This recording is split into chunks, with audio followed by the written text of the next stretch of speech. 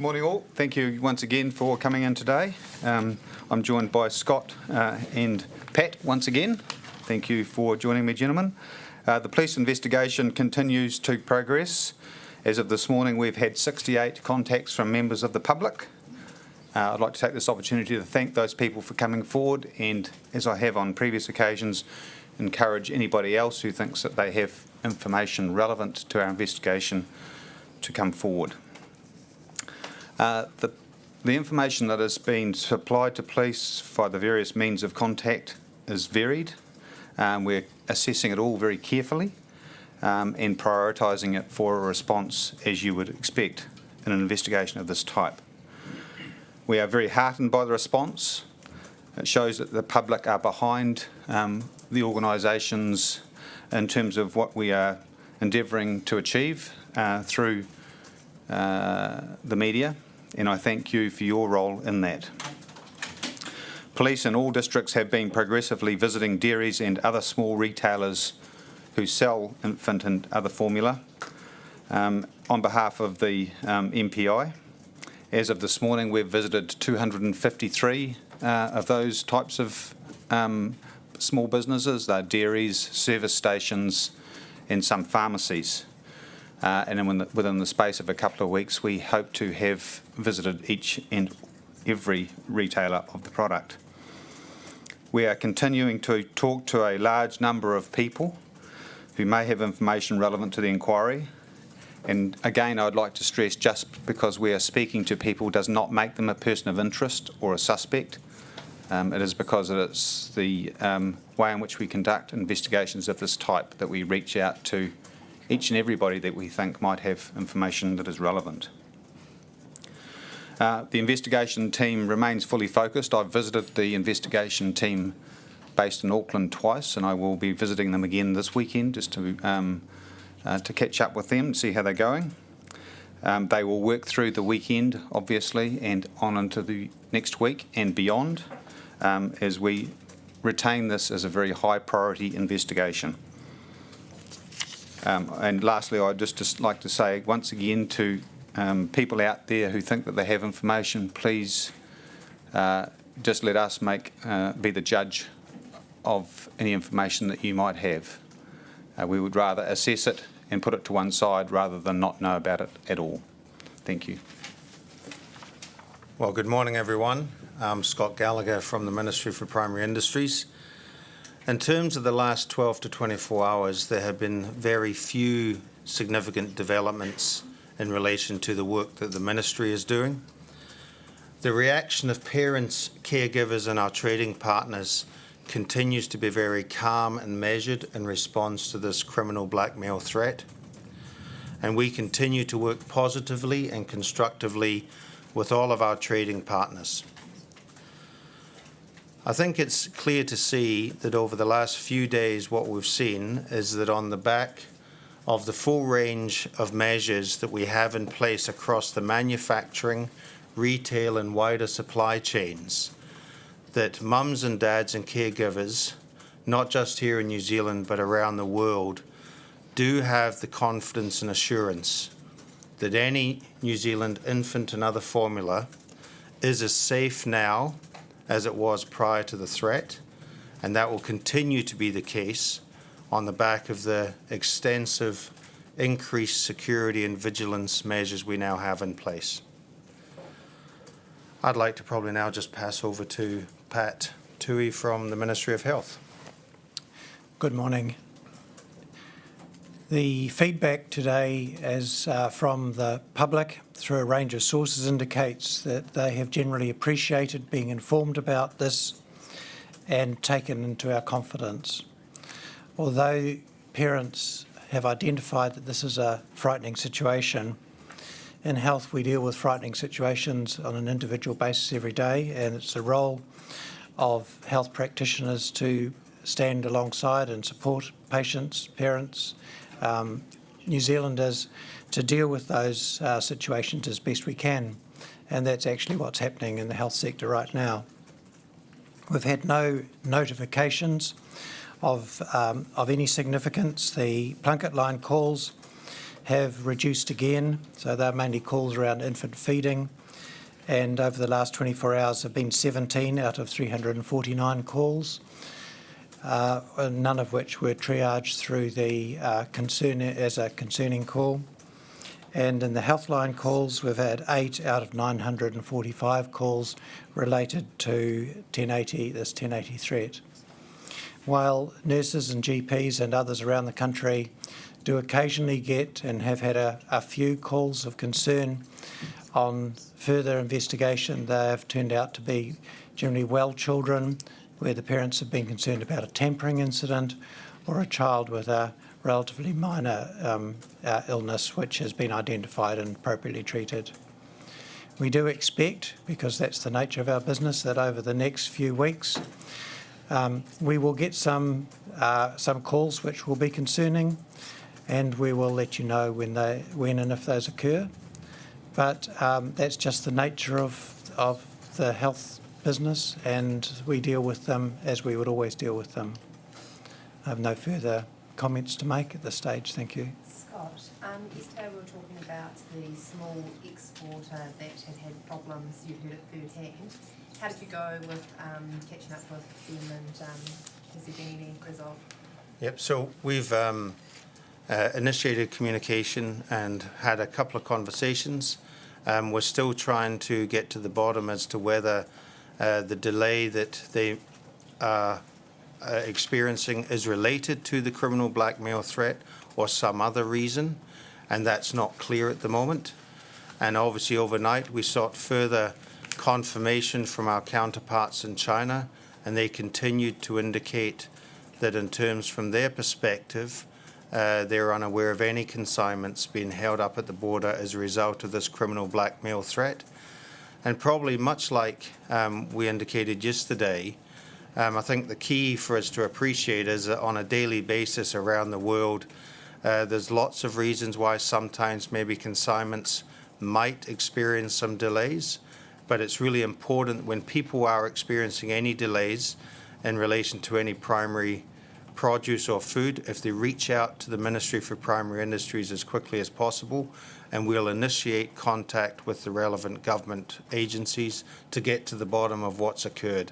And we're still trying to get to the bottom of what has occurred with that particular consignment. Just in terms of the public information you've received, I know you say you're still sort of assessing it, but at this stage, can you say whether it's led to any significant leads in the investigation?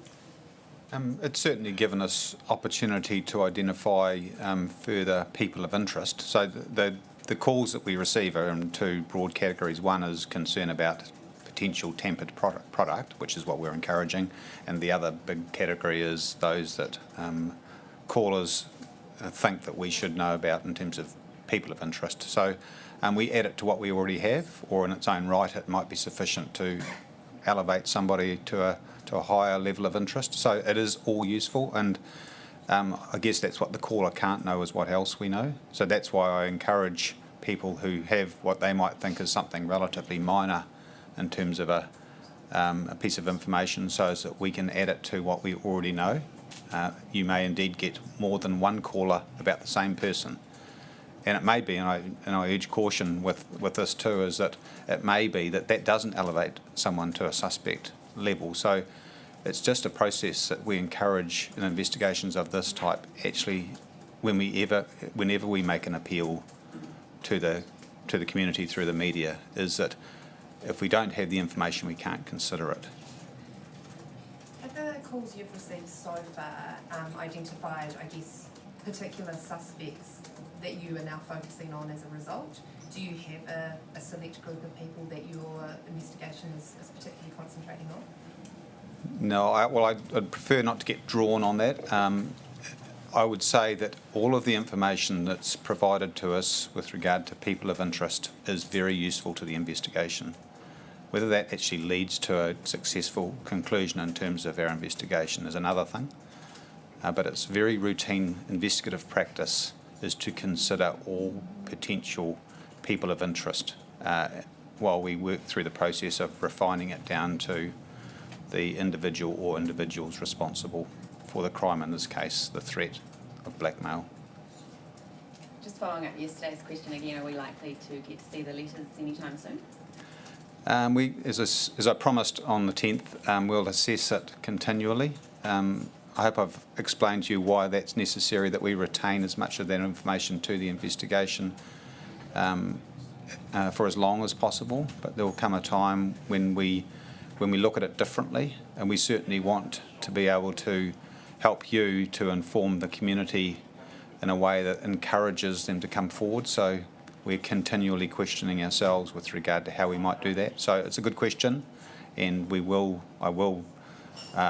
do every day go through a process of working out what it is that we can release through the media for that very purpose, because we want people's interest to be retained in the investigation for as long as possible.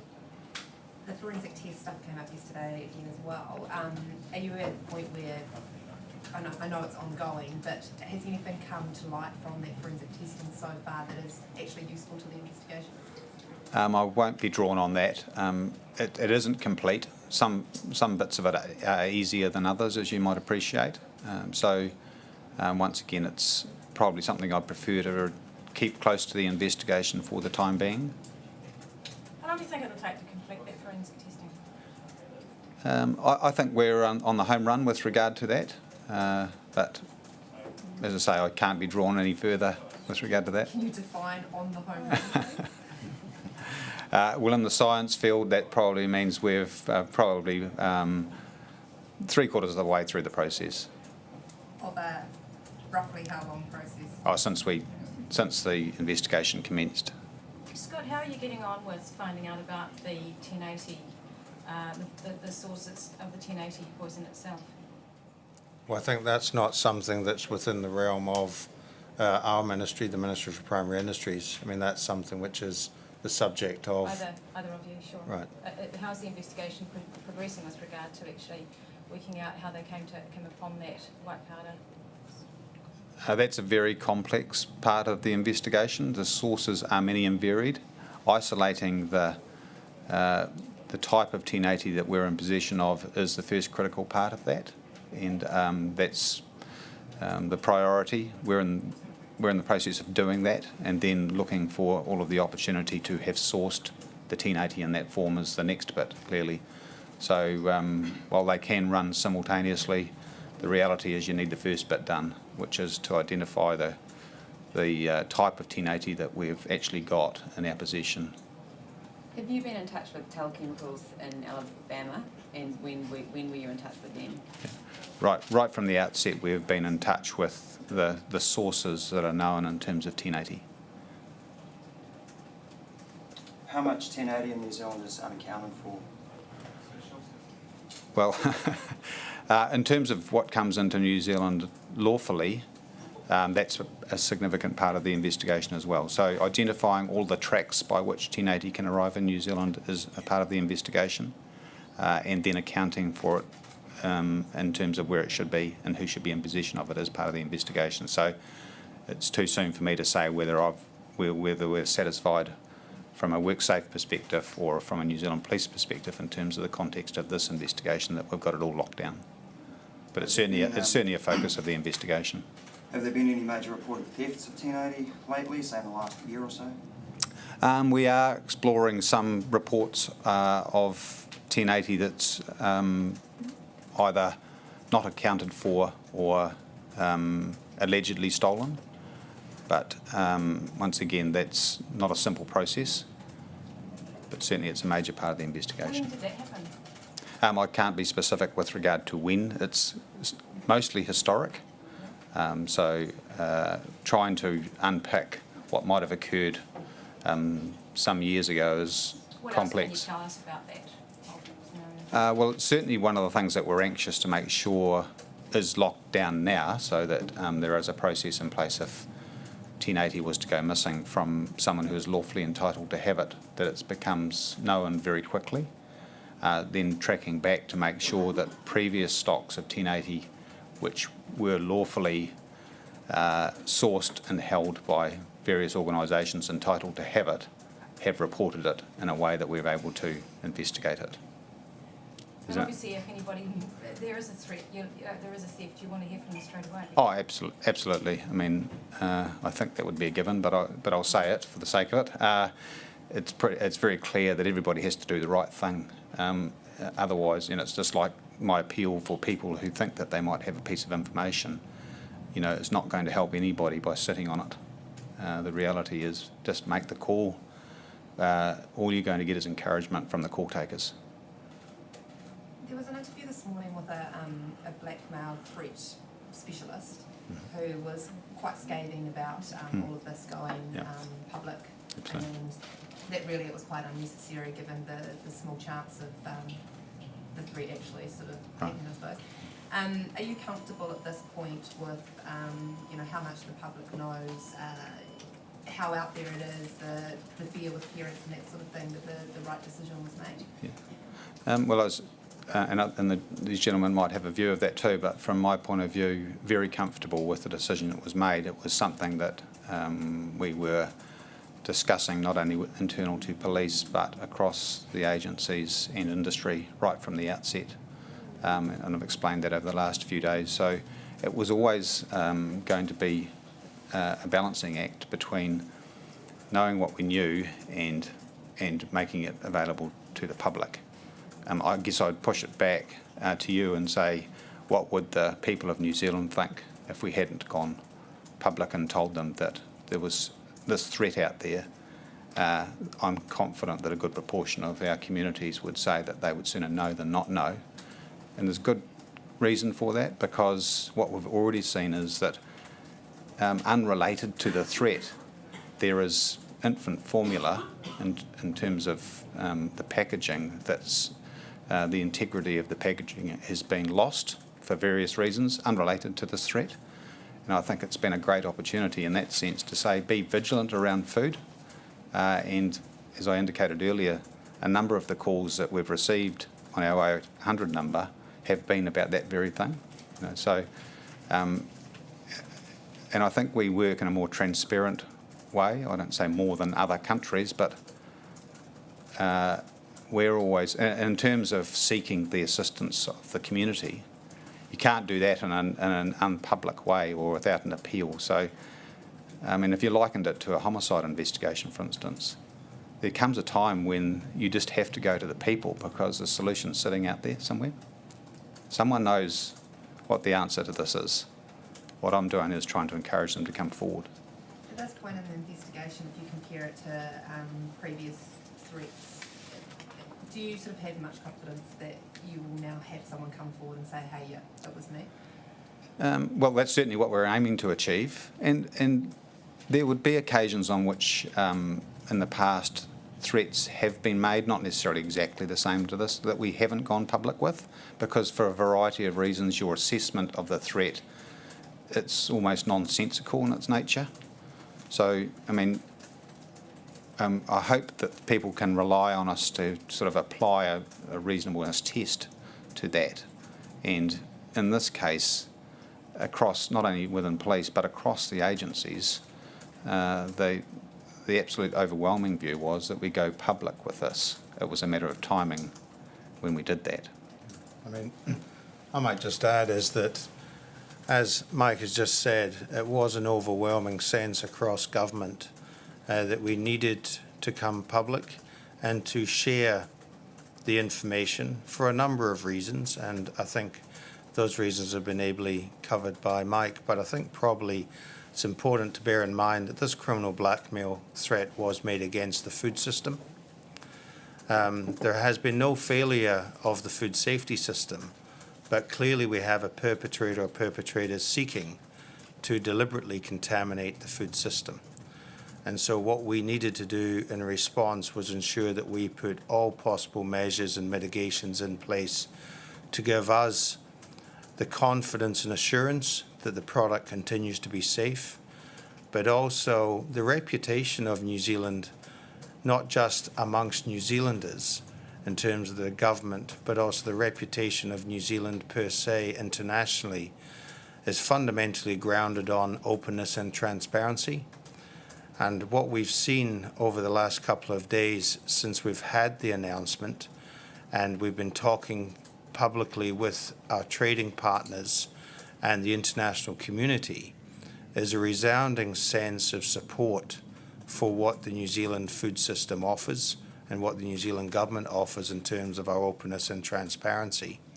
And I think also fundamentally, parents and caregivers around New Zealand and elsewhere, I think have found it incredibly powerful to see the full range of measures and mitigations which we have been able to put in place in response to this criminal blackmail threat, and in some ways is giving people more confidence in terms of what New Zealand offers the world in terms of food.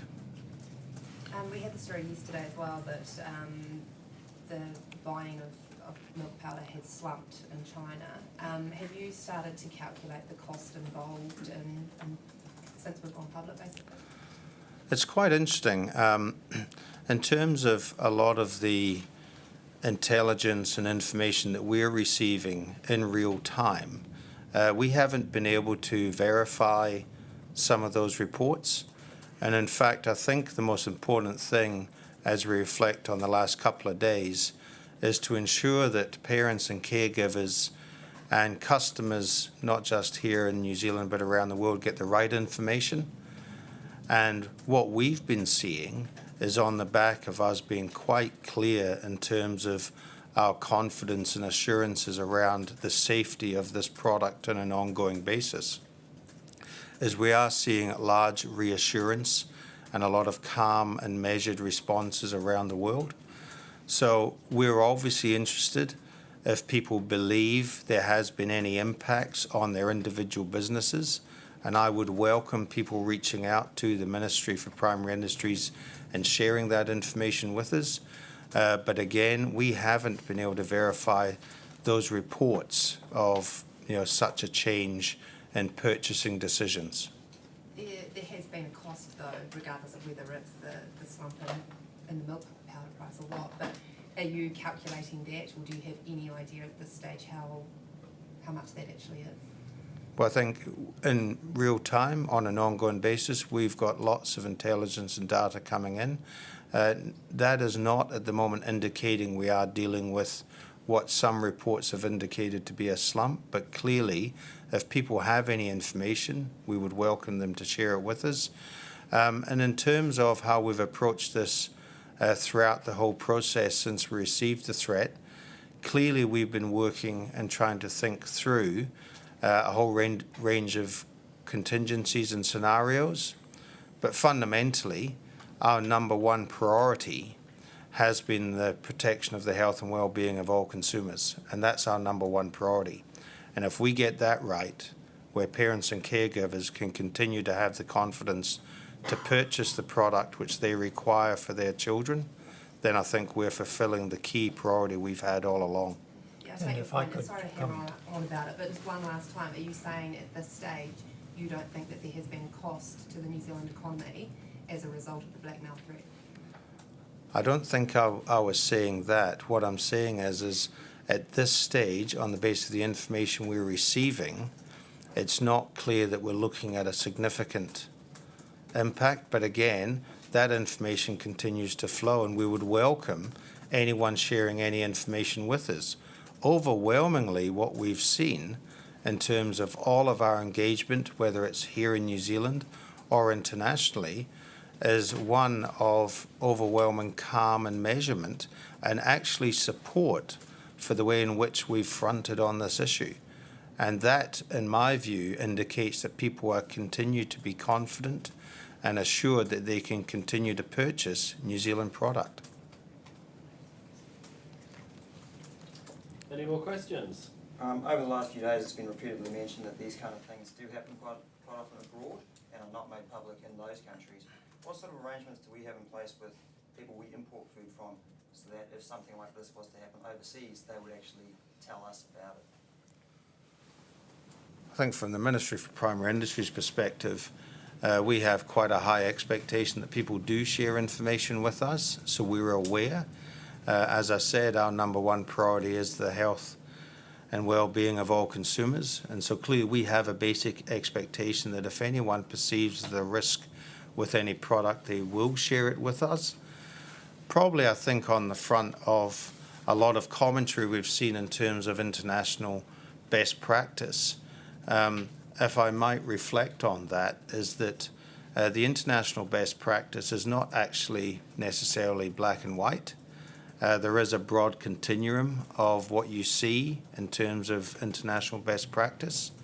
And actually, depending on the specific nature of, say, a criminal threat or the specific nature of a risk assessment in terms of any contamination of product, you do see a variety of responses coming into play. But from the ministry's perspective, we very much have a basic expectation that if any person has any sense of a risk in relation to their product, then we have a clear expectation they share that with us, and we will then respond to that risk in the most appropriate way. Is that expectation codified in anything such as, say, a minimum standard before we enter trade deals or other agreements with our trading partners? It seems to be based purely on goodwill. No, not necessarily. In terms of how we operate in terms of the New Zealand food legislation, we have very clear bottom line requirements in terms of the safety and integrity of product. And when there's any element of risk in terms of the safety and integrity of that product, then people do have an obligation to be able to talk to us, inform the relevant regulator, and bring us into play on that. And when people do not do that, and we have consumers being unnecessarily exposed to risk, then those people can expect to have a follow-up from the ministry, and we'll be taking that very seriously. Okay, sounds like we're done. Thank you very much for coming. Okay, thank you. Thank you.